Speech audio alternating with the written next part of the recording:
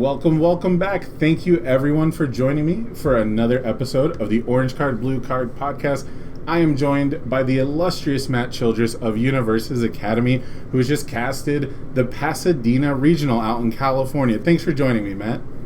Absolutely. Thanks for having me on. I'm super curious to get all your thoughts from the weekend because I had a super long stint in the airport, and so I watched pretty much all the footage back. I think I skipped there's like one or two matches and top cuts I still have to watch, but I watched pretty much all of the broadcast. I took it all in, and I'm super excited to get your thoughts on actually casting them and that side, because that's work. Just to put it simply, that's what I'm most interested in right now with the community and content creation. Is I want to know everyone's thoughts about broadcasting. So was there ever a moment where you were scared or anxious, the fear leading up to the event, right before you went on the air? Tell me what you were thinking.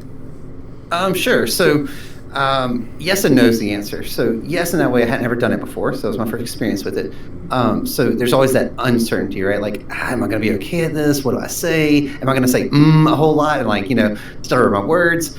But I wasn't necessarily anxious. I was just kind of uncertain, and I say it that way because by trade, I'm a teacher, so I literally get up and talk in front of teenagers every single day, and that's been some element, some form of public speaking has kind of been a part of my career pretty much most of my adult life. So I'm very comfortable doing that once I'm doing it. But that first time, you're kind of oh, is this going to work out all right? Please, please, please. And it did. I definitely got more comfortable as the day went on. And as you do it more, I'm sure if I did it again, I'd be a little bit better than I was this last time.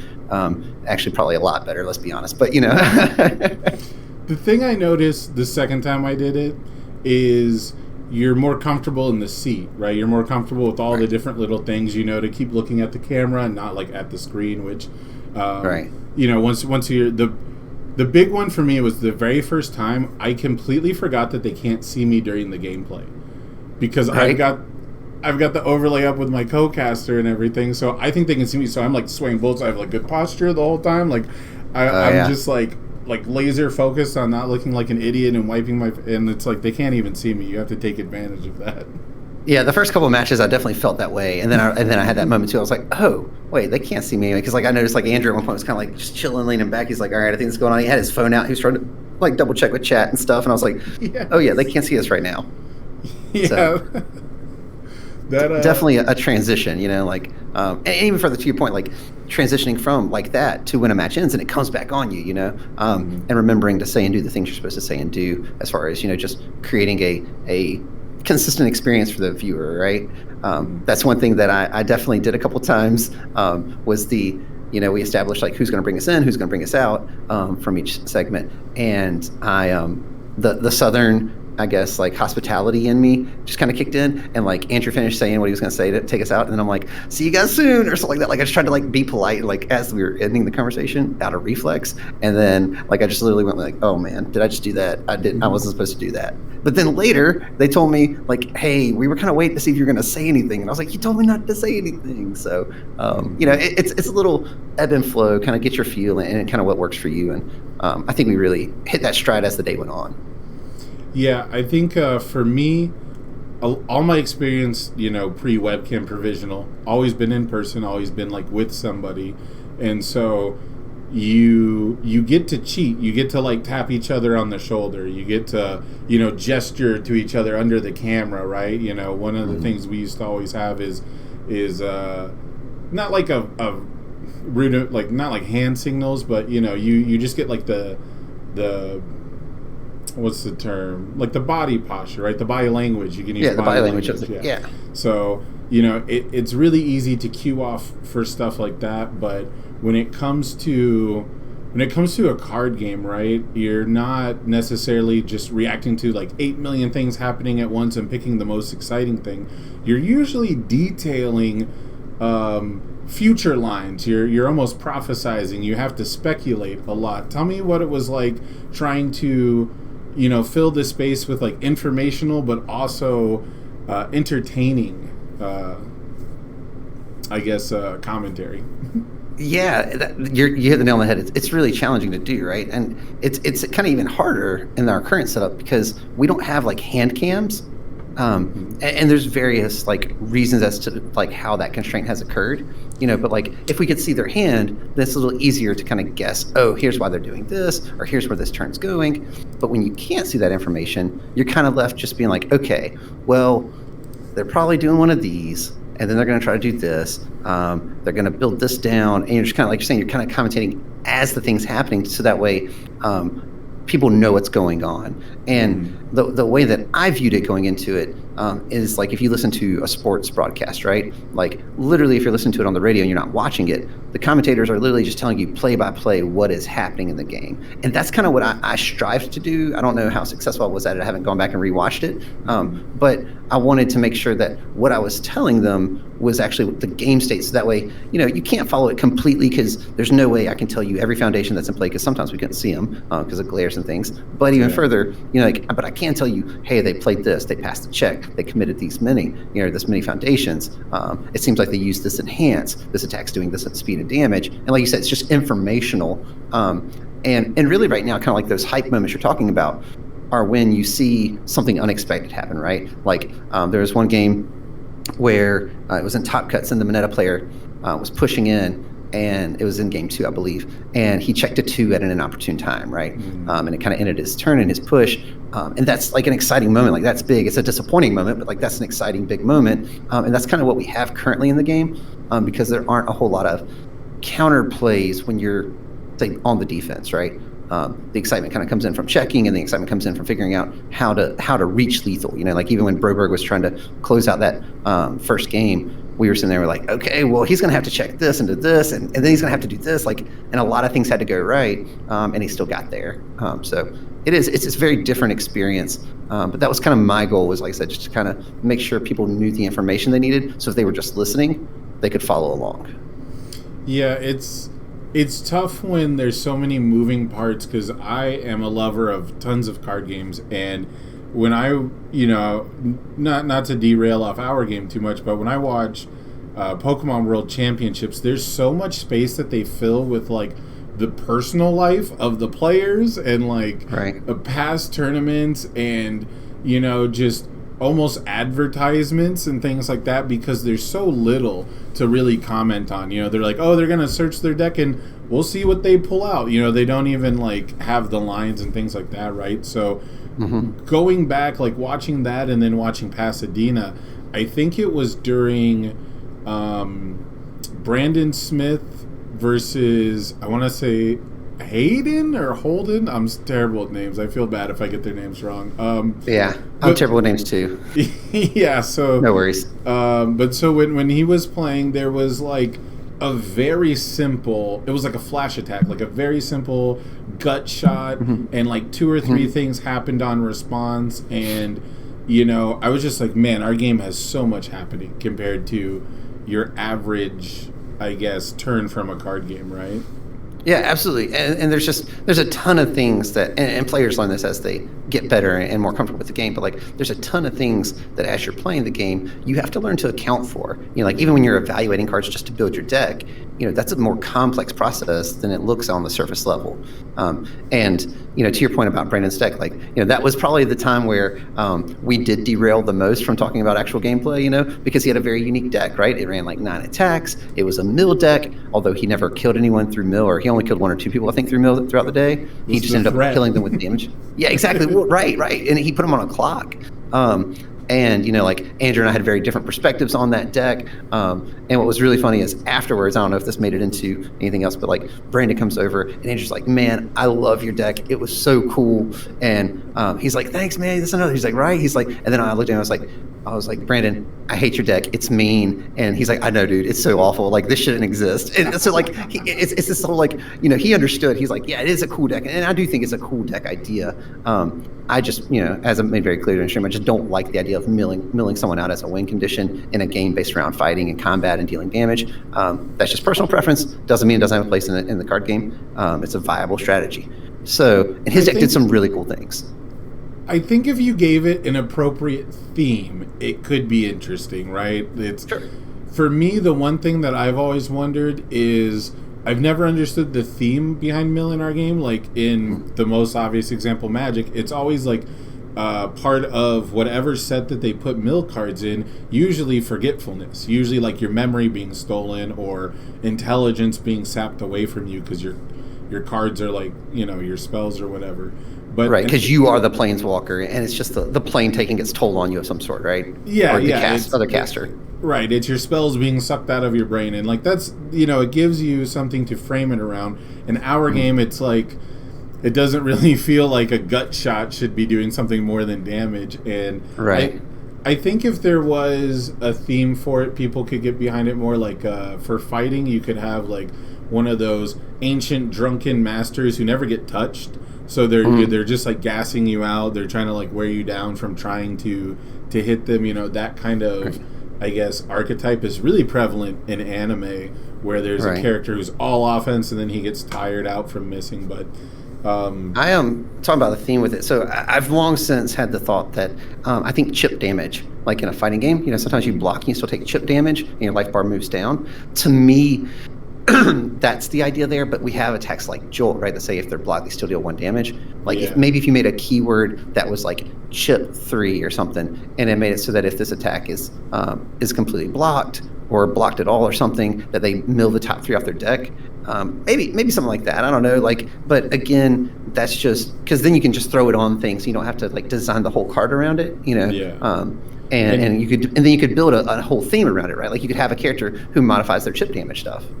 And if you really wanted to, like, I love keyword abilities being how you introduce new mechanics, because we already have cards that interact with keyword abilities. So if you really hate mill, and the mill is a keyword ability, you can sideboard against it. You can play all the cards that get rid of keywords, and then we don't have to worry about having specific anti-mill cards, right? So I love that idea. I think I was there, I forget which Discord it was in, where we brought up chip as like a keyword would just be like a sick way to implement mill and like let everyone sort of play around it, right? Oh, that's cool. Yeah, I don't think I was a member of that Discord, but yeah, that's awesome. No, that's crazy then, because I swear I was reading that somewhere where it was like the keyword is specifically that. So it just seems to kind of fit to your point, right? Like it kind of matches the theme of what we're going for here. UVS traditionally was about fighting games, and that's where that concept comes from. Now it's focused on My Hero, but you could still interpret that and kind of, like you said, make it more of a theme as opposed to just a feature. And I think most people who are familiar with anime would be familiar with like chip damage from all the different ways that they have fighting games, fighting arenas, RPGs, all kinds of stuff. So I think it'd be really cool. That's actually amazing that like multiple people have kind of come to the same conclusion. And also, just to not to focus on the middle too much, but I do think that in a game where people are already bringing 74, 75 card decks and winning major tournaments, it is extremely ballsy to bring a 50 card mill deck. Right? I think if I was going to try and play that deck and like modify it, the first thing I'm doing is adding 20 cards to it. Yeah, at least 10 more, right? But so the thing is that he only ran 9 attacks, and one of those attacks was his way to achieve victory. So like if he doesn't see those, he's out of luck. Like he's going to just sit here and play defense until he finds them. The coolest play was he stacked 3 of them on the bottom, and then he stacked 2 more 5 checks, and he drop kicked into one. And I was just like, oh my gosh, that's 24 more cards he's going to mill off this dude. He killed the dude with the 3rd one anyway, like just from damage. But I was just like, that's a sick play. Like I said, the deck was really cool. Had lots of really cool interactions, and it's a deck that only someone who's really comfortable with the game and understands how to play the game is going to even have any remote chance of being successful at piloting. Like you can't hand that to your locals and be like, here, win some games. I don't have the courage to run it. I love mill as like a strategy because it's like a scheming fuckers victory condition. Like I'm down. Like I'm the weasel, right? And I specifically love to like just block everything to exhaust people, because in my mind that means I let you take your best shot at me and I still wore you out of all your resources. I sustained everything you could throw at me and you couldn't defeat me. Of course, I didn't actually really defeat you. You ran out of things to throw, right? You ran It out of outlasted kitchen you, sink. yeah. Yeah. But so I like that idea, like the survivor's mentality. But as far as like a game with timed rounds and people who bring 74 card decks, like I don't feel adequate enough in my defense. So like kudos to him for having the courage to look at the results from the last couple events with Momo decks and sign up. Right. What was your favorite match? Do you have a favorite match that you remember from the event?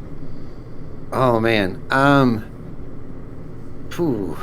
don't know. I like there were a couple of really good ones. Like legitimately, the match that you were on was one of the more entertaining ones, just because it was a cool matchup between your Toga deck and then it was Sarah, if I remember correctly, right? Yeah, well, it ended up being an incredibly difficult matchup for her, but like I don't play either of those characters, so I wasn't certain how it was going to go, and I was glad to see both of them.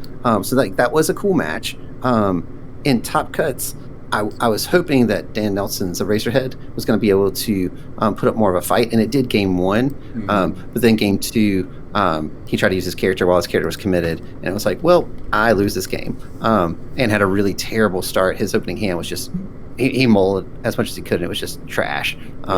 So he kind of got varianced out of it. So that was unfortunate. Like, I was really hoping to see that go to kind of game three, because in theory, Eraserhead's a really good matchup into those sort of things, like the Momos and all. So that was the one I was probably the most excited for going into day two. And fortunately, the stream was too, so we got to watch it.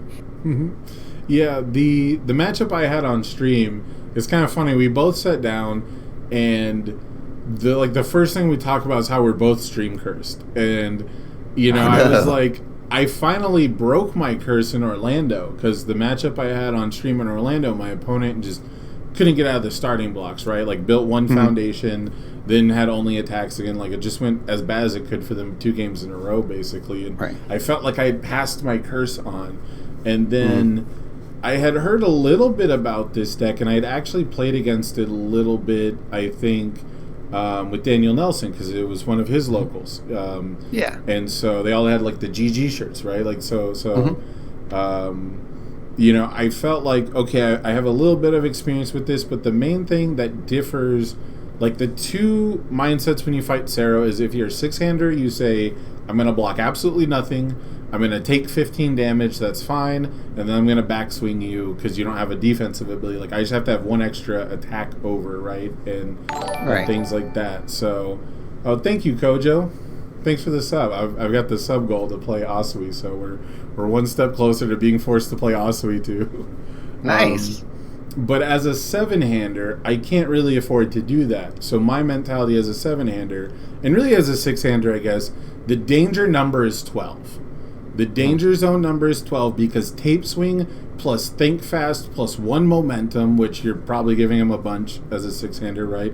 That gets it up to 12, and then he's going to peak the zones, and they're probably not sending many tape swings that you have a chance to block, which, I certainly didn't. And the big thing for me was I felt like I really over-respected his offense. I was blocking extends I didn't have to. Watching it back, I was like, man, I tapped out so early for so many things. And I was just scared that all the attacks were going to keep coming at like a zone that I was going to run out of. So I was like excited to just, match the zone. But I was not ready for Giant Bite Detention, even though I should have been. I did not draw a Faith Shield, I think, a single time, and my deck is built to draw 8 million bazillion cards and throw away the ones I don't need, and it did not get going for me. So, but and to your point, like that happens sometimes, but like so like when I fight Sero, I'm like, you know what, I'm gonna block as many as I can, as early and often as I can, and then I'm gonna make him, because he's a 6-hander, make him find the solution to that, right?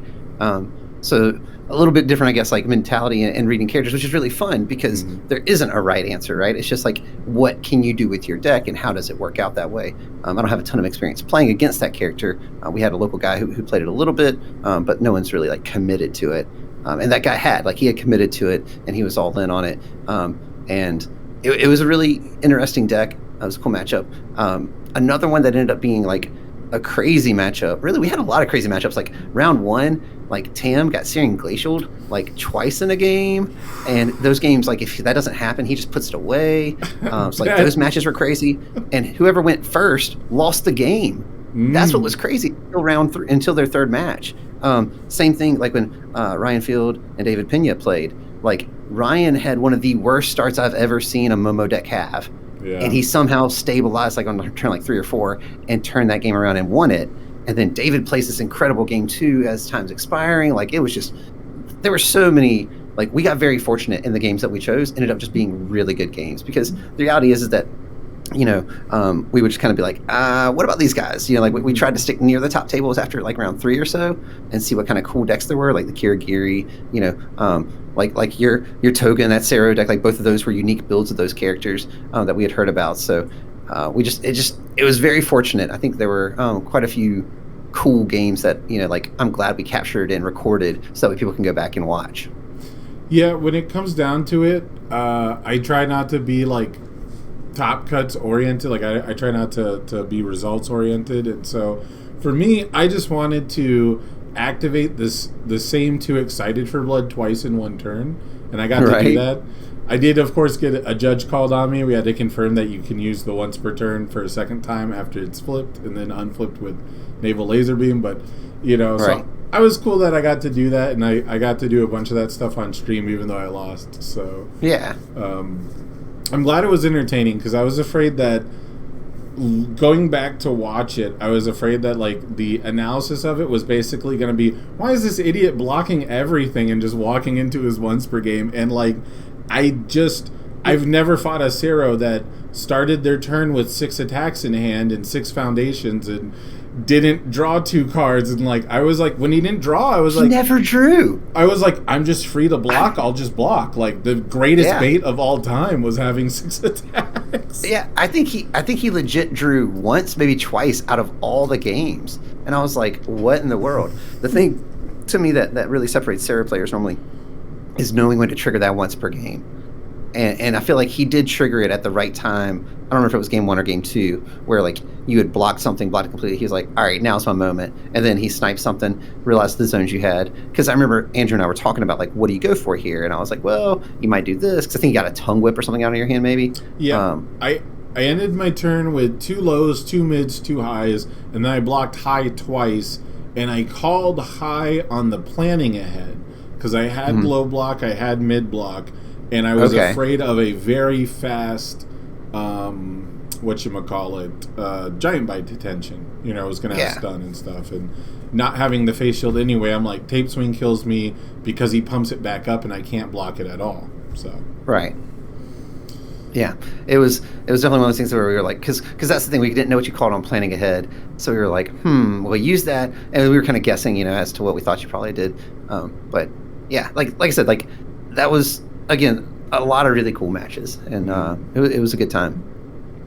Yeah, the biggest thing I think when it comes to like selecting the matchups is you kind of have only a few minutes to like look through the roster and find the characters that look like a cool pairing. And I think this time, if I'm not mistaken, you guys stayed pretty much.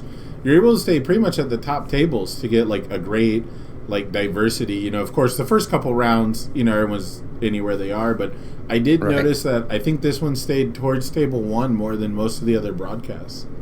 Yeah, I think we were in the top 4 or 5 tables after round 3. I think that's where we mostly floated.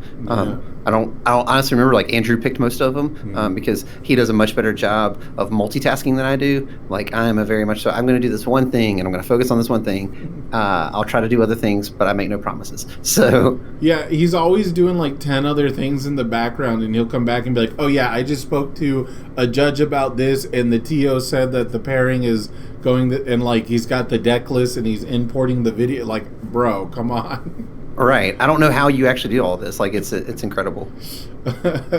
Yeah, he's been on top of it when it comes to the results, like the top cut deck list videos, and that's been a huge boon to the community. So shout outs to Go Beyond Gaming, Team Unfun Stuff partner, Andrew Holder. And speaking of Andrew, what was it like to cast with him? What was it like to have him as your first ever broadcast partner? Oh, he was a huge benefit. Like being able to broadcast with someone who's already done it a few times. Like I was talking about like that uncertainty. Like he knew like, hey, here's what we need to do. Like I said, like one of us bring us in, one of us take us out. And then for like you're saying, like they always remind me to look at the camera, that sort of stuff. So like having someone who had that experience definitely went a long way. He's also very good at kind of like we're saying, observing the game. So like, anytime that I wasn't certain what had just happened, he's like, well, I think he actually did this using that. So we could create some banter back and forth between the two of us in that way, to kind of try to talk through what the players are doing and maybe even why they were doing it. So yeah, it was great. Awesome. Yeah. I was really happy to cast back to back with him. It's always a fun time. It's always amazing. There's always, something per game, even though like one of the provisionals we casted together was like just tons of froppy, like top to bottom. There's still so much happening, going on that you get like a different flavor, and everyone has a different build. Everyone has just a slightly different style, and so I do think that our game is in a really, really healthy place, and I wanted to get your thoughts a little bit on the meta, because you've got as good of a scope on the meta as anyone else, right? Having watched all the games that are available to be watched. So do you like where the meta is at? Just like a blank kind of yes or no. Is it a good meta currently? In general, I would say yes. Like, so I've played this game literally since it came out, like set one, penny arcade kind of stuff, right? So I've played through a whole lot of different metas. And I would tell you that right now, is it perfect? No. Like there are things that are clearly a little bit more of an outlier than they should be, maybe a little bit more consistent, but it's also a very small card pool. Like I think that's the thing that a lot of people don't consider when they're talking about like ban this, ban that. Like it's a very small card pool. It's 2 sets, 2 DLCs, and 2 seasons worth of promos. Like that's not a lot of cards. So given that, I think if you only have 1 or 2 decks that are kind of a little bit, let's say like that S+ tier kind of thing, like they're just a little too consistent at the highest level. I would argue also that it's some of that gets them to the plus portion is the player piloting the deck. Like we've watched people who are, Momo in particular, who are piloting this deck, who are just incredible players in general. Like they can take a trash deck and pilot it to easily to a top 32 at one of these events, right? Like, and when I say trash deck, I mean like an actual pile of trash. Like, hey, here's 51 random cards, good luck, kind of thing, right? And that's just a testament to their knowledge, their ability to play the game. And I think that when you put a character like Momo, that's a very toolboxy character, into the kind of player's hands, you're gonna see it be very dominant because of that. I do think that there is a little bit of an issue right now where there's not enough of a early game aggro threat that people have figured out. Since Asui, lost some of her elements, like she's still good. She's still a very good character. That deck is still very real. It's just not as consistent anymore.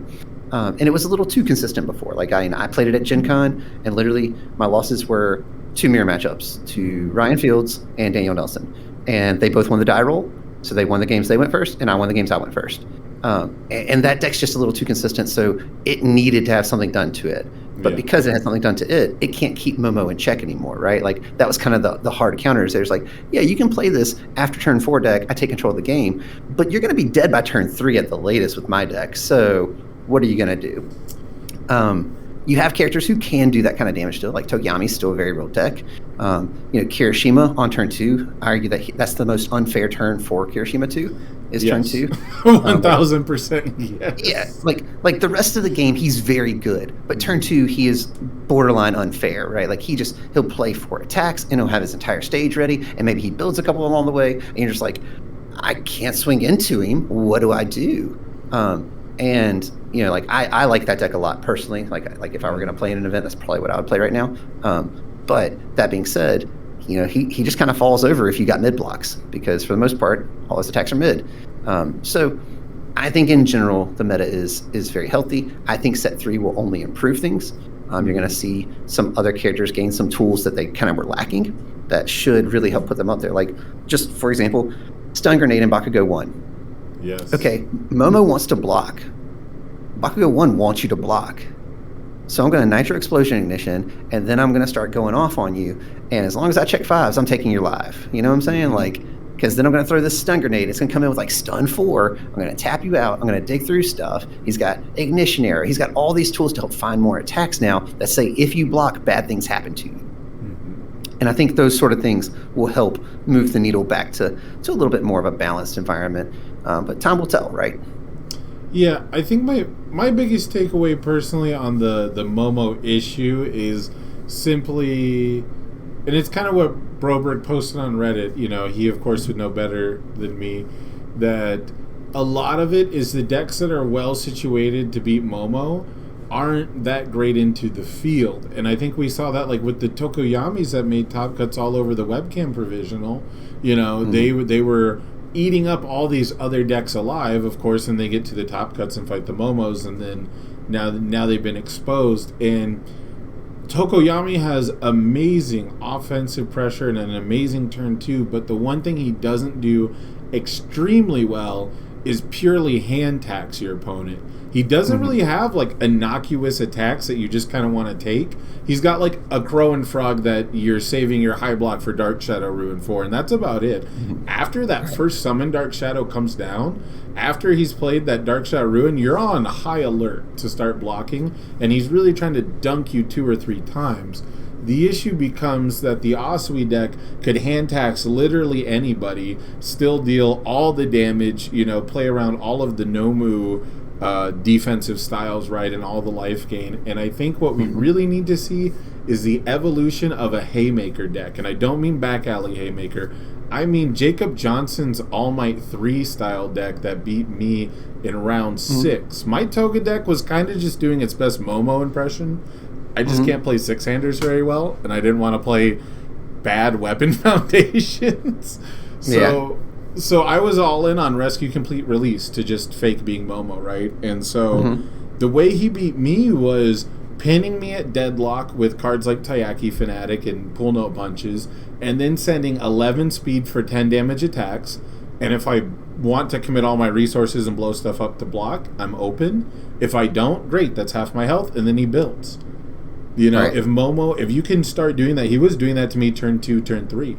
If you can start applying that kind of pressure with these big openers, these big pokes, that kind of thing is really good against Kirishima as well. He doesn't want to tap his character to block an attack. He doesn't want to tap way out. And he doesn't want to respond with his character on the first attack, right? So that's what I'm looking for. I'm looking for a deck that's willing to send a giant poke at you and really kind of test you on the first attack of the game. So you're exclusively playing Nomu from now on. Well, see, the speed is a huge component. Right, you got to actually make the attack land. Yeah, Mulletman says the return of Ida 1 monster pokes? Maybe. I know Ingenium has been pretty popular with people, put like +3/+3, but, you know, I do think at some point the big problem with Ida is he doesn't follow up on that threat. I'm not that afraid of blocking the Ida monster poke if he doesn't have momentum, you know, if it doesn't have a extend bonus going into something. And the big thing is that if I block that first attack from All Might, I still have 4 cards in my hand, and now we're switching to damage. We're not putting 5 speed on stuff. We're now putting, you know, 4 damage, 3 damage, 3, you know, 2 damage to close it out. So it'll be interesting to see, because it is hard to muster those stats that early in a game, especially if you're not leaning on your character. But it would be cool to see things like Ida 2 come into play. You know, Ida 1, both, they have like a once per turn big poke. Seeing things like Gale Force Punch, I think actually would help. I think in the next set there is more foundation destruction and things like freezing that will help. If you can start answering those rescue completed early and you know, limit that's the amount of -2 speed you can do with their character, that might be the answer. Yeah, well, and to your point, like, you know, like you have the what is it, difference of ideologies or some. There's a couple, like the Stain Foundation and the Shigaraki Foundation, that both freeze stuff or commit stuff, and one I think freezes them. Like, there's definitely going to be some more control elements, and it's targeted stuff as well, which is important, because, you know, things that say your rival commits one, doesn't really stun doesn't get you there, right? They're not going to commit that rescue complete until it's the last thing they got up. But at the same time, like once it is tapped down, then they're out of luck. Like that's literally the approach with my midnight list. Like when I built the midnight list, I was like, hey, I'm going to only run attacks I can get +3 speed to, and I'm going to run attacks that tap down their board, because Indiscriminate's a silly card with no damage cap on it. And in this game that we're currently playing, if your board is tapped, you can't do anything. Like there are no answers to that. Like you just have to hard block out a hand. And that midnight list now gets Somnambulism, and Somnambulism just says go to sleep, Momo. And I think that's a really good hard answer to things that like ways to tap down a character or negate a character like Nullify, to where there's going to be some key moments in games where you're able to really take advantage of it, and that'll be interesting to see how, like I said, how the meta develops with set 3. It's funny you mentioned Midnight, because I do remember talking to Kevin Broberg, who was talking about Ryan Field. It was like a game of telephone now, but they were talking about a Midnight deck, I believe, that either beat him or took him to time or something like that. It was positioned well against him, but that deck ended up as 21st, I think. It was like an X2-1 or an X1-2 kind of like talking about this weekend? Yeah, from Pasadena. Okay, cool. And that was what I believe inspired the Reddit post, where it's like there are these decks that were giving him trouble. They just can't beat Kirishima. They just can't beat decks that aren't really kerfluffled by a 7 speed for 5 damage attack. Things like that. Like you can sell out for the 1.3 million, right? I myself completely underestimated a Midnight player in Vegas when I played Ochako. I ended my turn with like 1 face shield, and I was like, well, they can't put speed on everything and pass all the checks and have all the damage, and like they put speed on everything and played 1.3 million to stun my board out and then use home run comets, and it's like, yeah, that's 30 damage, right? So if Midnight is the play, she's getting a lot of cards coming soon. I would love to see Midnight in top cuts. Yeah, again, not out of the sideboard, I guess. Right, absolutely, yeah. And she's a character that like I just think that showing my, I guess, Jazzco era age here, like having any of my foundations be a girl like any other sounded really good to me.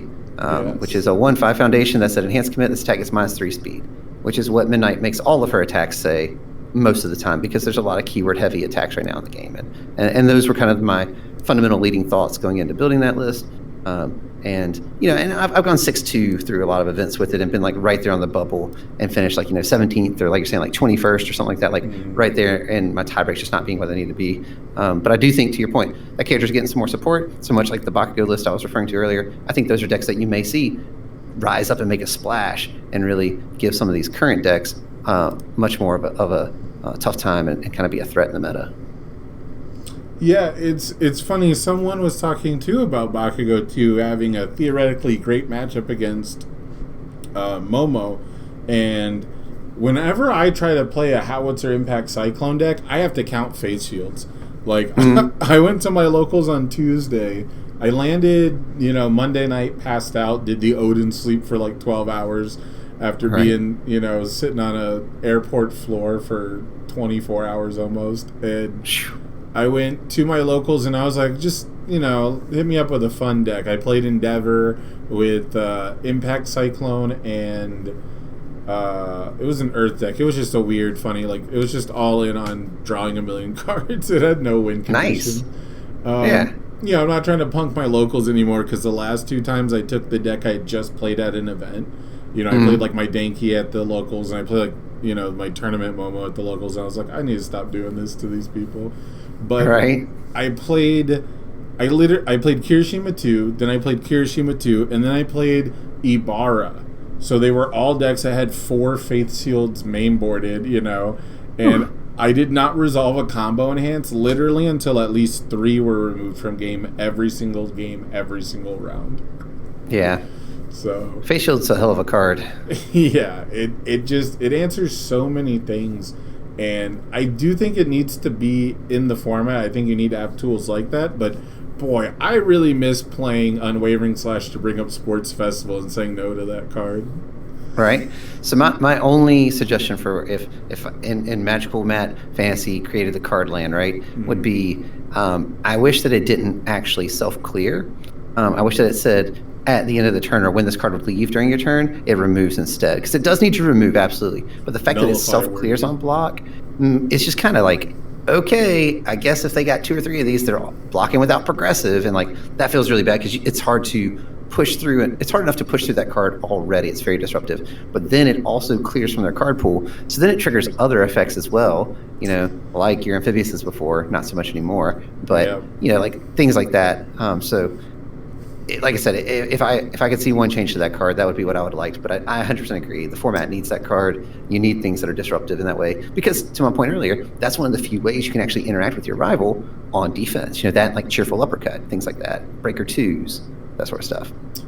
I think Nullify maybe ended up with that wording specifically after seeing Faith Shield activate Amphibious, and after seeing, like, Struggling with Studies be sort of as popular as it is. The one that really blows my mind is New Training Method. I build a New Training Method turn 1, I get a free foundation, I get to be extra greedy, and I'm telling you, its number one job is to pick up the next Face Shield I check. That card, like if I were going to point to 2 cards that we saw probably played more than anything else, it was New Training Method and Back Alley Haymaker. Yeah. Like every deck that could run those 2 cards ran those 2 cards. And you're right, like that card, I was big on that card when Set 2 launched. I backed away from it in my Midoriya list. I clearly made a mistake. We're going to find room for that to bring it back in. It's just too good. Yeah, I don't even think I was that hype on it in the beginning because of like, I constantly build like 3-3-3-3 and I just build 4 and I'm fine with that. I'm not, like the dream is always to build 6 on turn 1 and stuff like that. But I was cool with it, and like especially in a 6-hander, having 4 and 2 and you can pass all 4 like didn't seem that big of a deal. Then I saw Travis's Momo deck playing and just scoop up a weapon block, scoop up a face shield, scoop up I played against Kirishima's and they were just like, oh, I clearly want this manly passionate guy, like I'll just snag that and build it, So if I wasn't picking up a faith shield, I was almost certainly picking up Excited for Blood. Yeah, the card's just good at all points in the game. It's good on turn 1, and that other ability is good on every other turn after that, so... Yeah, I'm glad I don't have to run into people playing it with Manly Passionate Guy. That's like the next evolution, I think, is... Those Earth decks and the good decks. Yeah, I guess I do see some Kirishimas playing Manly Passionate Guy. I don't see it like maxed as a 4 of. It's one of my favorite cards because I'm a big Terry 1-Dot fan, so... Right. It's my favorite character, and... I thought I would enjoy playing Momo a lot more because of that, but it's not the same style of deck at all.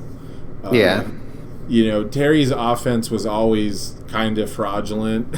He always had some sort of, I have to absolutely, just bank on you needing to block all my attacks and having more than you. And so it really wasn't until like way later with the Super Libra stuff and like the retro format that he had any kind of gas. But that's a podcast for another day. I just miss that character. I hope they print the other side of him at some. Well, I guess Osweek too. I guess I'm playing it at the next webcam provision. I say you're all in on it, man. Getting the subs and she does similar things as far as kicking things with card pool for benefit and all. Get that big damage bonus. It's just +4 damage to tape swing. That's her whole game plan, right? Right. So as far as watching the matches, we talked about your favorites. We talked about the mill deck that we had to endure. Right. When it came to top cuts, was there anything that really surprised you that made top cuts? Was there anything that you were like, this is just completely out of left field? I know we talked a little bit about the Sero deck being something that people aren't really familiar with, but that character has always been scary. Tape swing has always been very uninteractable, right? Right.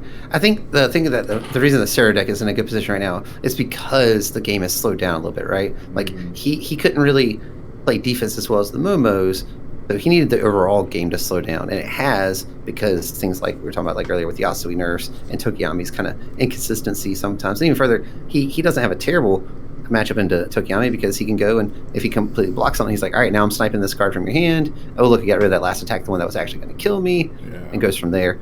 I think the Sero and the Sato deck were both really exciting to see make top cuts, even though both didn't, go the distance. Like Nick's put in a lot of time on that Sato list, and he and I have played in events as well, so I've experienced it firsthand, and I was talking to him a little bit after his match as well, and yeah, it's just a cool deck. It's a cool character, and he's really refined it. One thing I try to always stress to people when they talk about the meta and playing and trying to get competitive and all is that we are fortunate enough to be playing a game, and even for the meta to be at a point where you don't have to play the best deck. You just have to play the best version of your deck and know how to play it well. And I think that's a really true statement for the format we're in, like that Sato, like that Sero, like some of these other less meta, like top tier list kind of picks. People default like, oh, it's going to be a Racerhead, it's going to be Asui, it's going to be Momo, it's going to be a Kirishima 2s. Like that's the meta right now, and they're not wrong. Like those characters are all very good, but if you've really worked in and you put the time in and refined a list, you can still make it in. That's kind of where my midnight list even was. Like at Origins, I was close, but I didn't get as close as I did at Orlando. I was in the win and in situation in Orlando, and I won, and I still didn't get in. But that's tiebreakers. That's the game. Sometimes that's okay. But the deck continued to improve because I kept tweaking it a little bit. Right, I learned how to play the matchups a little bit better, understand what I should or shouldn't do. So given that, I think that's a really good, healthy spot for your game to be at, and that should be really encouraging to people as they, do try to get ready for these events and they want to start to travel, want to start to compete. Is that, hey, you don't have to just build the K2 or the Momo deck. Like you can build your random fun, I like this character deck. Is it always gonna make top cuts? Is it gonna be as consistent? No, but if you know how to play it, then that's gonna go a long way. Yeah, you bring up a really good point. I wish I could stress this to more people, like if I could get this out to a bigger audience. It's if you're a fan of deep deck building, the hardest part, and this is something I struggle with, is I want to build counter meta. That's what I really want to do. Like when people are playing giant wall Momo decks, I all of a sudden don't want to be the guy who blocks everything, because then the best way to do that right now is Momo. I thought with Toga, I'll just draw 10 cards, release away my stage every turn, and block 10 attacks, and that'll be fine. But 20 health just isn't what it used to be. And so, and especially when people are already gearing to try and beat Momo, it was just a better wall, right? They're trying to deal 26. So that's like my crutch, is that I want to know what I'm going to fight and try to scheme against the best deck, and then I don't play them in tournaments. I didn't play a Kirishima 2. I didn't play a Momo.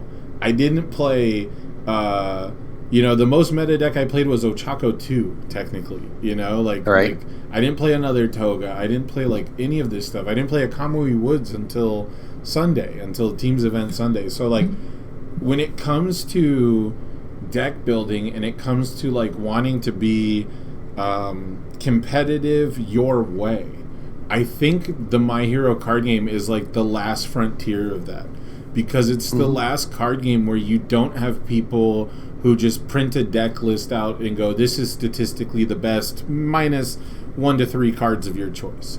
This is the last game where, yes, we have staple effects, but you can't put them in literally every deck. Right. People, you can't Faith Shield in every deck, right? Only 3 symbols can do it. Even on the Infinity symbol cards, Plus Ultra can only be a block in every deck. You can't even enhance on it, right? Right. Most of the Infinity symbol cards do have a character ability to kind of shoehorn it away from being something you could put into literally everything. So that's something that I think is really underappreciated, especially for me, who is a bona fide bad deck builder, just an absolutely terrible. My Toga list has 0 win condition. The win condition actually came up multiple times where my opponent just scooped instead of going to deadlock. I didn't have to kill them. They got just there. Yeah, they were they saw me childhood friends and pick up a knife slice once at 10 foundations, and they went, yeah, I don't have an attack, I'm scooping. Cool. So but so when it comes down to it, I think that's the thing I wish I could stress to people is that if you're like a super savant deck builder and you get even just a little interested in the game, a little interested in the system and all the things you can do. You know, Broberg talks constantly about, like, he loves card movement, and that's really why he likes Momo. It's not because it's a super busted, over-the-top, defensive, slog, castle, pillow fort deck. It's because it has the most card movement. It moves cards out of its discard pile, into its card pool, into its hand. It even has like momentum movement with zero gravity lift and electromagnetic stomp coming out of the momentum to the hand and to the card pool, and it's everywhere, right? Right. Home run comment to shove foundations into your momentum as well. Yeah. Yeah. It's all over the place. You know, it's got actions that draw cards. It's you know, so for him it's like this giant playground where he gets to use every part of the swing set. You know, he gets to climb on every single part of the jungle gym. And, you know, I do think that there are decks that can be built and equipped to beat it. It's just you are going to suffer against some of the stuff you'll play at locals. Like, my deck, that Toga deck still has an absolutely god-awful matchup against Fourth Kind. I, like, survived by the skin of my teeth. Miles Tyler read my character and went, yeah, you don't do shit on defense, and pulled out Fourth Kind, and I was like, oh, fuck, you know, like... Not like this. Yeah, like, I want to build 6 foundations turn 1. Right. So, right. You know, it's stuff like that where I felt like my matchup against Kirishimas and Momos were okay, because I would burn them more than they would heal, and they would never 20-0 me. I would always get the chance to just gain life back, you know? Right. I was super down to just gain 8, unflip, gain 8, or pay 1, gain 7, right? Like, you know, stuff like that. Like, get out of the danger zone. So I really wish that that's something I could broadcast better. But not being a great deck builder, it's, like, hard to, I don't know, hone in on that. But we have such an unexplored game at the end of the day. Yeah, I don't think there's ever been a time where the meta's been completely solved. Like, we got really close with set 1. Like, once Kirishima 1 was gone, the meta got open more, right? But you still saw, like, some very clear distinctions, and, like, this is probably the best symbol for this character, this is the best build for this character, that sort of stuff. But it wasn't like you're always going to see X, Y, and Z, and these are just the best decks. And, you know, and I would say right now, like, we're in a similar point where we have enough people playing, enough people, you know, creating content and also trying to share their information that, you know, like, you kind of know, like I said, there's known quantities, known offenders, and kind of what they're going to do and how they're going to do it. But then there's also just people, like you're saying, who have just random decks that you've never even seen before. Like, when I was in Orlando, I took an L to this Midoriya 2 deck, and I like Midoriya 2, and I've played that character a lot. And he just, like, I was playing my Midnight list, and basically I misread. I had a Plus Ultra and an Ice Storm in my hand, and I should have blocked with, I want to say it was the Ice Storm second. So, like, I block with a Plus Ultra, I then go and I flip my Struggling with Studies to pick it back up, and then I block with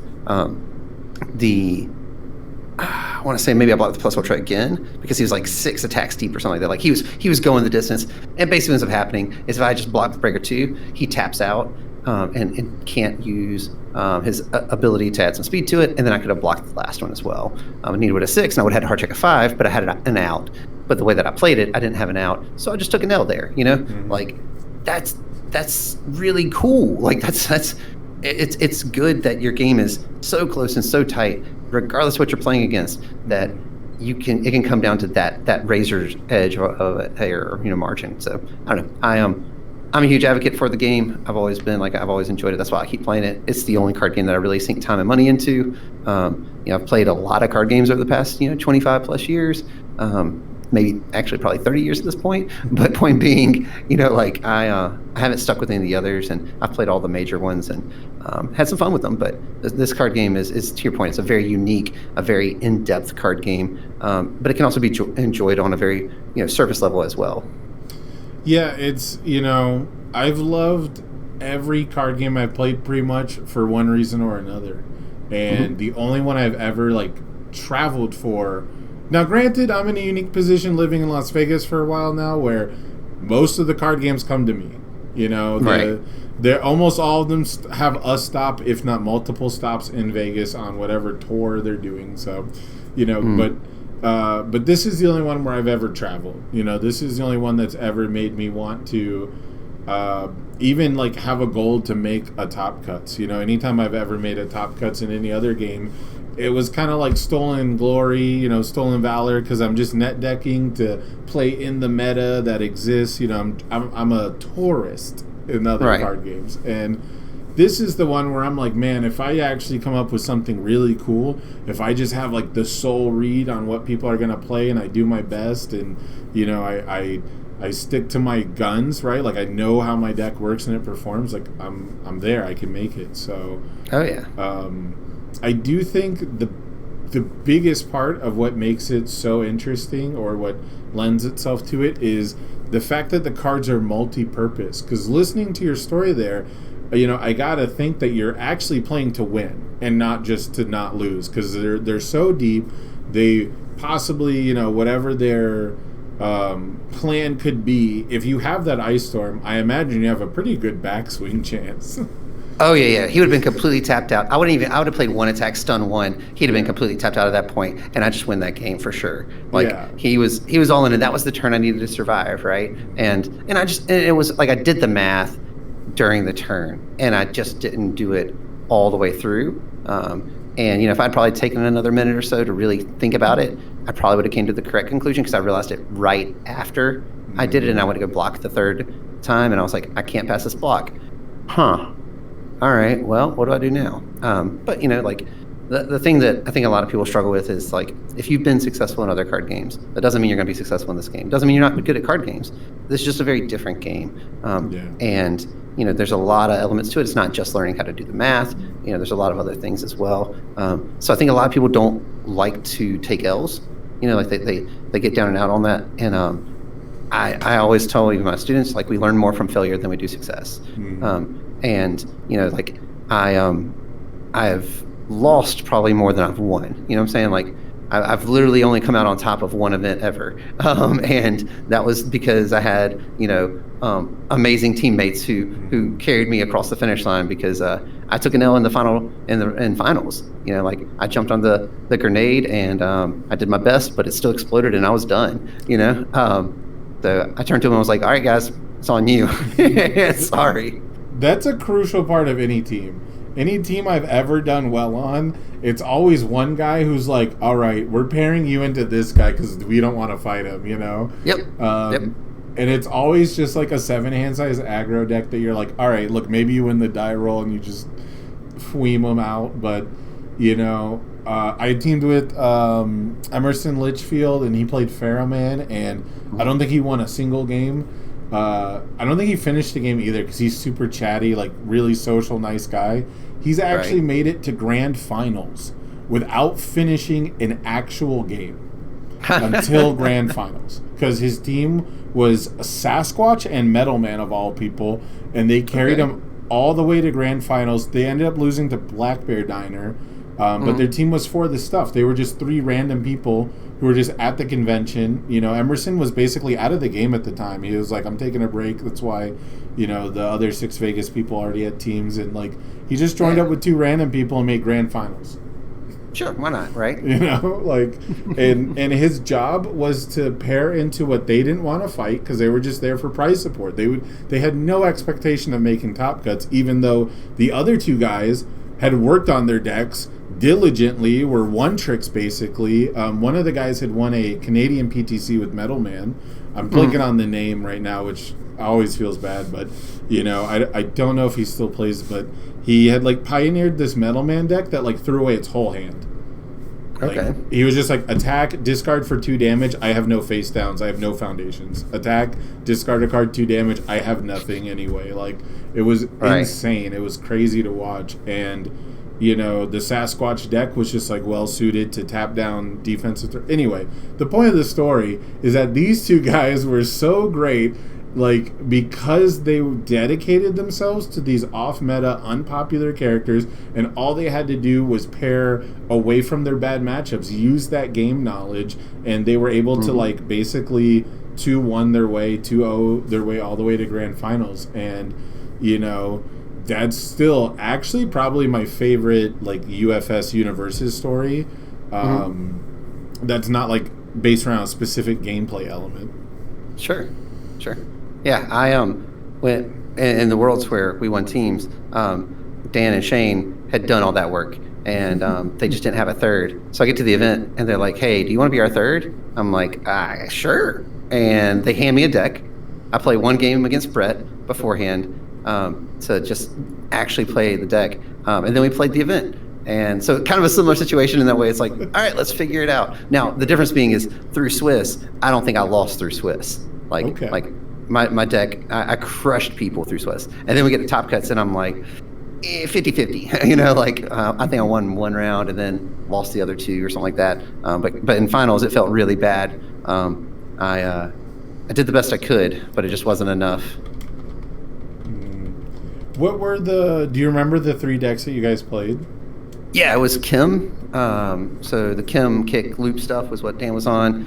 Shane was on K-Dash from KOF13, and I was playing Jack Lambright. Oh, okay, yeah. I was playing that Earth Throw build. Yeah, is this what's the card name? Give me the asset name. I'm blanking. What, our asset? Yeah, I'm blanking on. Oh, Too Damn Good. Too Damn Good. That's it. I was gonna say Too Damn Sweet, but that's Badger Club is the Too Sweet guys. I knew I was gonna mess that up. That's Too Damn Good because that was Shane's tagline for UFS at that point. Yeah, for one of the better arts too. I dig like the posing over the final boss art. Yeah, so that's actually a Rochester player because we beat Rochester to get our card, the full art, like, it is really good, and it was just all in good humor, like I said, Giggles unzipped me in finals, and then Shane won his game, and then it came down to Dan, and I think he was playing against Dan as well from Rochester, and it was a nail biter. It was really close. It was a long time ago. I'm well past my prime, guys. Don't worry. Man, I have not a threat.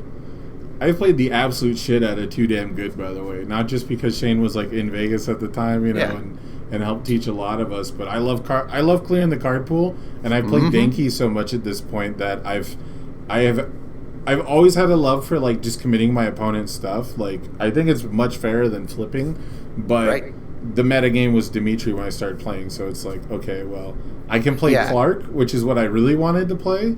Or I can play Dimitri and just get rid of it permanently, Right. Yeah, so the card pool clearing effect was the one that I wanted on there the most, just because I love that same mechanic. That's why I love Bakugo 1, right, when I referenced him earlier. Like, I love that type of mechanic. And that's actually a shout-out to a Beast Minuet. It's a very old 2-5 foundation, and it had the ability, it wasn't once per turn. You could just burn for 2 life after your attack resolved and clear it, but it was only playable while committed. Jeez. Yeah, it was nuts. One of my favorite old cards. Yeah, card was insane. You just burn yourself down. You're like, doesn't matter. Let's keep going. That's and then Tira from Soul Calibur, right? Yes, it was one of the tiers from the early Soul Calibur sets. Yeah. And then so I wanted that kind of effect on there. And then we wanted some committal stuff as well. The card was super cool when Sagat, when Street Fighter came out, matched 2 symbols with him, did exactly what he wanted to do. And I played that deck for so long. Our card was a little too fair, because once Bebop dropped, a 3-5 assets making it into a sideboard is probably not making it into the main anymore. But it did have enough useful utility that you could do some cool stuff like block and clear, or you could, play that attack, clear, do a combo again. Like, there's some neat lines of play there. Yeah, when the biggest thing for me was I had to move off the symbols from Too Damn Good. When Bebop dropped, it was a lot of life, death, fire, water. I remember I played Yamato Man. I tried out the Gateway Shuffle Yamato Man deck and just lost to every Punch and Judy deck that came around. Punch and Judy. But notably, go ahead. Sad to see those go. Not sad to see Punch and Judy go. When Sugar Rush came back, I was sweating. I was like, this is kind of similar. It's nowhere near as bad, but But Yamato Man, notably another character that just gets to target tap things. He just gets to point and click and tap something down. So I wouldn't be surprised to see a retrain of something like that, because he had a very fair committal. You had to have literally everything ready, So even just like a specialist of sound can like protect your stuff, right? Like a response speed commit. since we did get on the subject of old cards, is there any older card you would love to see, like a 1-for-1 reprint? Now we didn't. I don't think we had any 1-for-1s before until we saw the One with Nature reprint. And, there are ones that are really close. Like there's a self-proclaimed legend that got reprinted with like a +1 mid block, but it can't stuff your opponent's card pool or commit characters. But if it was exactly the same, like One with Nature is, like verbatim, top to bottom, is there a card you'd want to see reprinted more than any other in My Hero? So I'm a really big fan of Chasing After the Power. It was an old Cervantes Foundation. It's a 2/5, no block, so clearly it would have a block now because everything in MHA has it. But it had a response, destroy. After you make a check, your check gets +2, playable while committed. So that card could effectively tap for 3 to help you pass something, and I love control check boosting. So I think that would be a really cool card because it just makes your deck more consistent, whether you're blocking or whether you're trying to, push out on an aggressive turn. Like I played 4x of that card in a ton of decks, and I was never sad to see it, except for when I had it in my hand and I didn't build it. Yeah, it's really cool that it's modular too. You can commit it as like your first foundation for just the +1, and then save it for a +2 later, which It didn't even register to me at first when you'd said that you can actually just +3 by doing that. So that's how many layers we have in our game. Right? Yeah, it was a really fun card. And it's not like a broken card, right? Like that card could come back into this environment and it's not going to be like, oh my God, snap 4X in every list. Like there are lists that absolutely will run 4 of it. But at the same time, there's other lists that are like, I don't want to waste a 2/5 slot on that, And I mean, think about it compared to Release, right? Like Release is only defensive. It doesn't work on every control check, but it's way stronger as far as just being on your opponent's turn. So it'd be hard to see that card being way too good. And we even have advice for winners, which if you check a 3 into a 5 is like a +2. So there's already. Oh yeah, I love me some advice for winners. That was one of the additions to Midnight going into Orlando. Ooh, okay. I'm a big fan of advice for winners. I just never end up. Oh, I'm sorry, those not advice for winners. Award the victors. That's what I'm thinking of. I'm sorry. Advice winners is a cool card too. That's in my Midoriya list. Sorry, I get those two confused. No, I get them confused too because they're very similar. Yeah, it's just All Might telling people be winners. Yeah, it's got too much winning involved, I think. I played Award the Victor as a one of in my ordered Danky list because it just does like really wacky stuff with playing foundations into an electric jolt, and then you get to turn all those foundations into momentum, which is just a super cool play, but it's really only doable if you get +2 to your check to play that attack. So I do like that one. I really wish I could play Award the Victor or Advice for Winners in Danky because that's a deck that has to run hot for like one turn straight. And yeah, a card like that, having the chaos symbol, just R destroy while committed, would be like huge for that kind of a deck. So that would be really cool to see. I would definitely want. Yeah, it just kind of makes your deck a little bit more consistent, right? Like it's not gonna probably put it over the top where it's like anytime this hits the field, they just auto win, but it's gonna smooth out your turns. Yeah, I'm a huge fan of commit costs, right? And so cards that are playable while committed that are one-time use are always really interesting to me because I feel like I still get to use them, to commit, right? They still get like a double use out of them, and that's really what I want, I think, from a lot of my foundations. I want to use it once on my turn and like use it on your turn, and then I feel like I get full value out of it, whereas most really powerful effects are destroy costs. They're like one-time use. They have to be ready. Pull no punches, one of the better, I think, examples. You're so obvious as well. So Sam, I think you would really enjoy my Midnight list because that's what it's all about is really squeezing every little amount that you can out of every foundation, because you got Frozen to destroy them on offense, so after you commit them for her ability, or say if you flip first then you commit for her ability, and then it also has Release on defense, so you can do the same sort of stuff defensively. So you're like Clever Distraction, reduce the speed, tap it with my character, reduce the speed more, blow it up for Release. Hey, I just got like +5 to my check effectively to block this attack off one foundation. You might be selling me on it. I'm terrible at playing six-handers. That might be the line that I have to draw, unfortunately. But yeah, so here's the thing. If you see one attack, she effectively becomes like an 11-hander, right? Because she just pitches it and digs. And so she kind of helps solve her hand size issues of not seeing those cards. There's definitely been turns where like I held onto an Ice Storm to block with, and then I'm like, oh, that's the only attack I drew. Guess we just play that and dig through 5 and hope for more, and normally it works out. I don't know if that counts as card advantage, actually, but filtering is a lot of fun to me, and I do think I'm going to play a lot of Midnight in the next set, because the idea of throwing away like 5 foundations that all give stats to my attack and then drawing a whole new hand sounds like a ton of fun. Yeah. There are some cool stuff that they added to her foundations that are going to trigger off of that, so that'll be pretty sweet. Yeah, and it is interesting enough. I think I actually did this from one of the last provisionals. I went to the top cuts list, I looked at the attack lineups, and I counted how many attacks have at least 2 keywords in every deck. And pretty much aside from the Kirishima list and ones running like high engine kick and things like that, like there's pretty much like 1 attack per deck that only has 1 keyword, and the rest have like 5. Yeah, like Hardened Jab and Reciprocal Extend are the 2 attacks that when you see them, you're like, okay, whatever, you hit me with these. I'm not even going to waste my time. Yeah. But anything that is like more of a like kill condition has like 2, if not 3 or 4 keywords on it. And that seems to be holding true going into next set from what we've seen as well. So, yeah, notably, Electric Jolt has 3. What is it? Cannon Blast has 3. Home Run Comet has 3. Back Alley Haymaker has 4. Oh yeah, I've never been hit by a Back Alley Haymaker. Those have always been blocked, 100%, because there's 0 speed. I need someone to clip that. I'm going to hold you to that. I'm going to find the footage of someone. With that Midnight list, I've literally, like, I saw that card, I was like, whoa, we got to tap 1.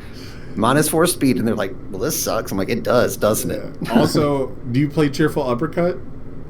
I do not. I play Ice Storm instead. Yeah, because it's only 1 keyword on Uppercut, which is another thing that kind of bums me out is you kind of have to pick between Uppercut and Ice Storm on Chaos, I think, right now. And Ice Storm is a hell of a card when you can put 3 speed on it. It is, especially if they go into Deadlock and it gets 2 more and they can't reduce the speed. So do you feel like your deck, that your Midnight deck, has a good or at least like even Momo matchup? So Momo is actually one of the toughest matchups for that deck. And I've played it a lot. Like me and Nathan DeWalt played at both Origins and in Orlando. And I got him really close. Like it got to a game 3, get him really close. In Orlando, it came down to he had a buddy block because I think Bromley had told him to put the Giro in there and just not side it, but just leave it in main. And he had to check a 5 and tap Momo to not lose the game. And he did it. You know what I'm saying? Like anything else outside of that, I win that game and we move on. But that being said, by a buddy block.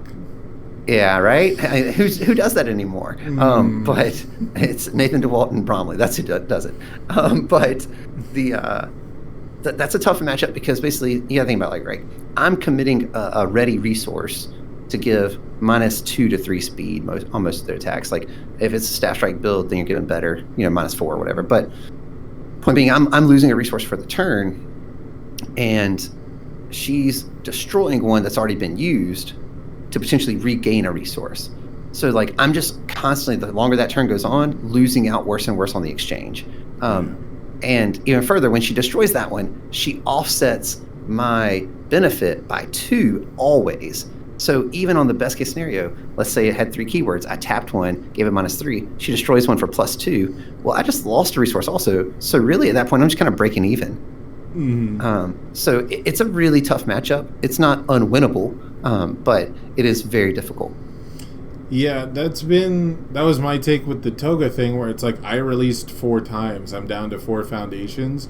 Momo does her enhance 4 times, and she's probably still at 6. Right. She's probably still, even if it's like a late turn, like if it's late in the game, she probably is actually just staying even off Precious Lesson and sculpting for weapon blocks and stuff like that. So, right. So the best card I have against Momo is Confused. And even further, using Confused aggressively to remove either Staff Strikes if it's a Staff Strike build, or to remove your like foundation blocks, right? Because it just says remove a card in the discard pile, or does it specify attack? No, it has to be an attack, but... Okay, that's what I thought. I've never removed the foundation. I just had that idea while we were talking. But I was like, wait, can you do that? I honestly haven't played the deck in like a month, so... but... My secret sauce is to remove charge from Cannon Blast so I can short circuit it. That's my secret tech. Ryan Fields did that to me in in Orlando. He removed charge off of, or he wanted to remove charge off of Indiscriminate, so that way he could short circuit it in game 2. He didn't get to make the play, but he was showing it to me afterwards. I was like, "Oh, dude, that's awesome! Like, that's a cool piece of tech." Yeah.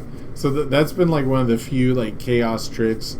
I'm excited at the idea of playing a chaos deck where you have 8 ways to remove attacks, because the Momo deck doesn't have a ton of threats. If you can like actually solve all the Cannon Blasts and all the home run comets, and your deck is immune to Back Alley Haymaker, you're probably good to go, right?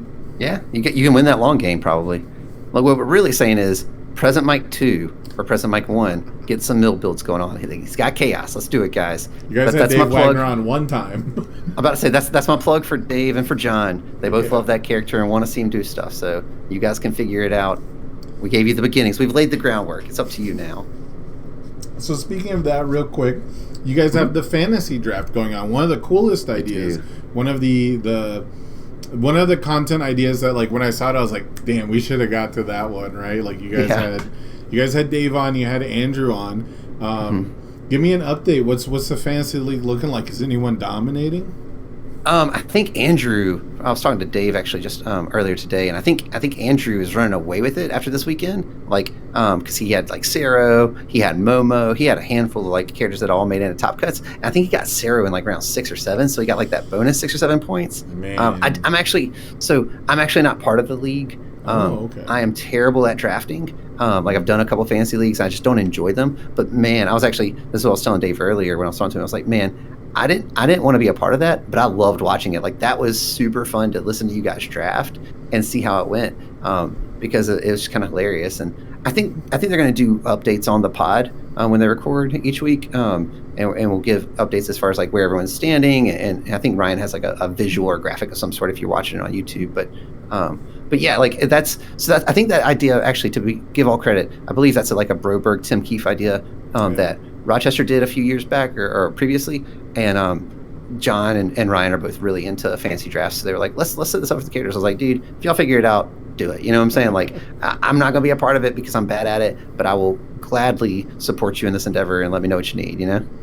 Yeah, I was never very good at like the sports fantasy draft. I'd hope I'd be okay at doing the card game fantasy draft, but Andrew Holder, you know, he's got the edge. You know, he's been doing the most broadcasts, he's been doing the most commentary, he's been watching the top cuts more than any other person, really, and he's been doing the deck breakdown profiles. So if anyone is familiar with what it takes to make top cuts, it's Andrew Holder. So he's probably the real ringer in that league.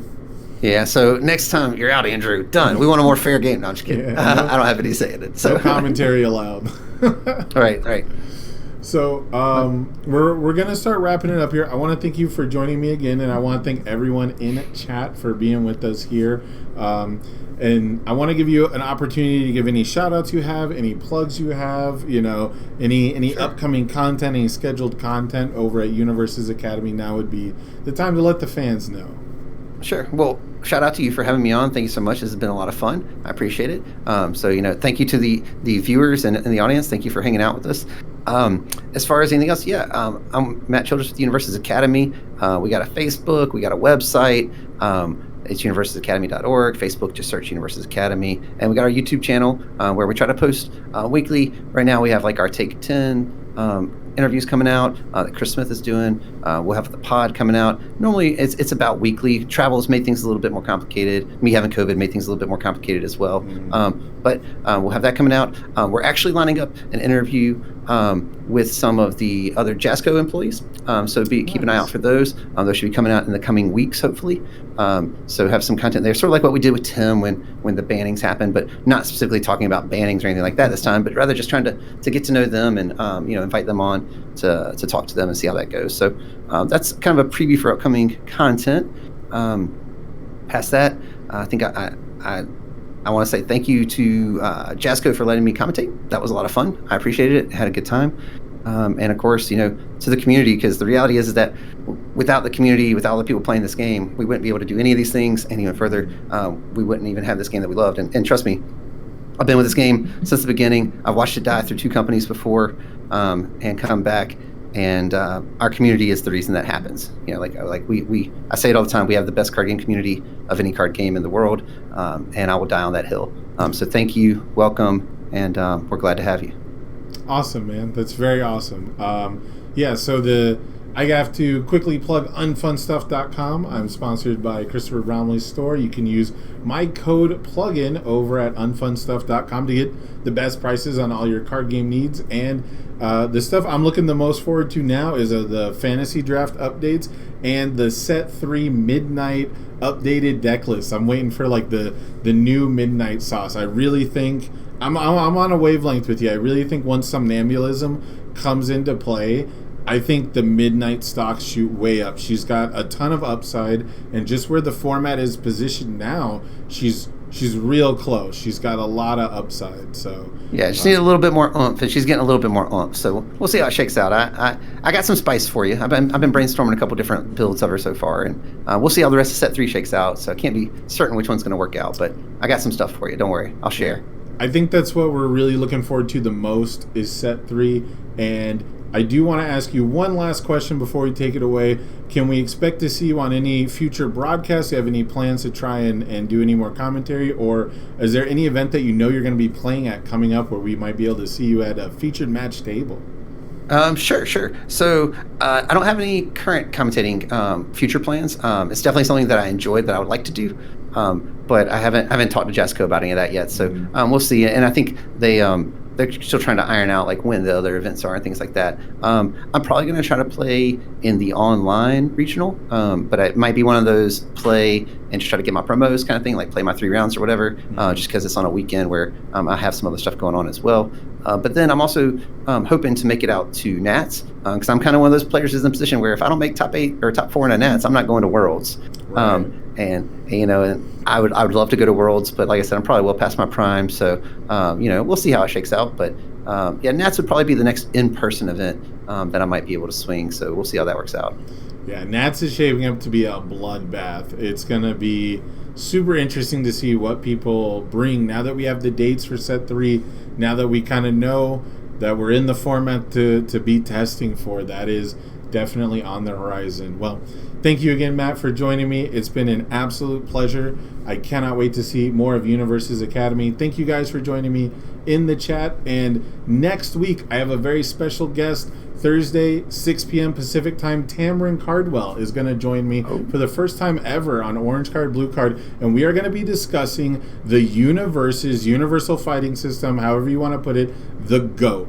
We're going to be discussing the greatest player of all time, so that is definitely not going to be one that you want to miss. I guess that's why I can't be on the show, huh? I'm kidding. If only.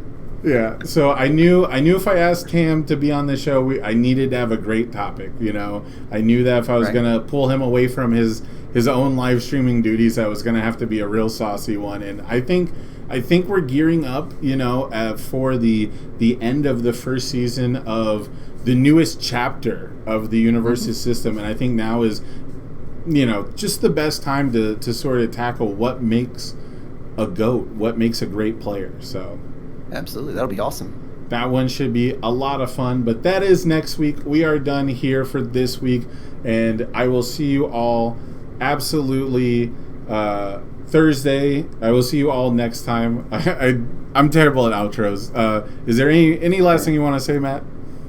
Man, thanks. You guys have a good night. All right. Have a good one, everybody. We'll see you next week.